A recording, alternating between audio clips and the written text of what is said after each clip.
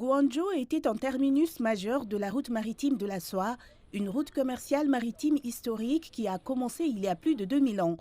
Sous la dynastie des Qing, la ville était le seul port chinois accessible à la plupart des commerçants étrangers pendant 85 ans. C'est le village de Whampoa.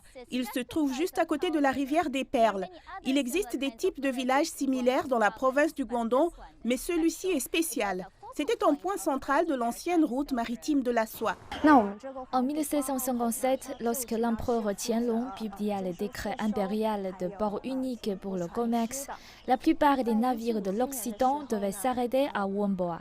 Selon les statistiques, de 1757 à 1838, 5107 navires marchands se sont arrêtés ici. Dans un musée du village, vous pouvez également trouver des œuvres d'art créées à la suite du début du commerce extérieur à l'époque.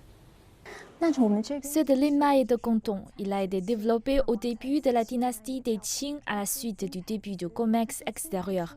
Les artisans utilisaient des techniques occidentales pour peindre sur la porcelaine blanche. Également situé le long de la rivière des Perles, se trouve le lieu de la foire d'importation et d'exportation de Chine, ou foire de Canton.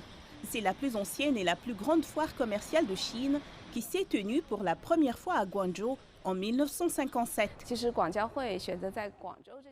Le choix de Guangzhou comme lieu de la foire de Canton montre la sagesse de nos fonctionnaires. Guangzhou est une plaque tournante du commerce depuis des milliers d'années. La ville est elle-même une marque en matière de commerce extérieur.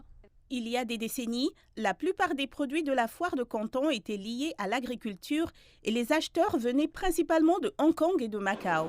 Aujourd'hui, différents types de produits sont présentés à la foire et attirent chaque année des centaines de milliers d'acheteurs du monde entier. Selon Madame Ding, les changements à la foire de Canton montrent également le développement des relations économiques et internationales de la Chine.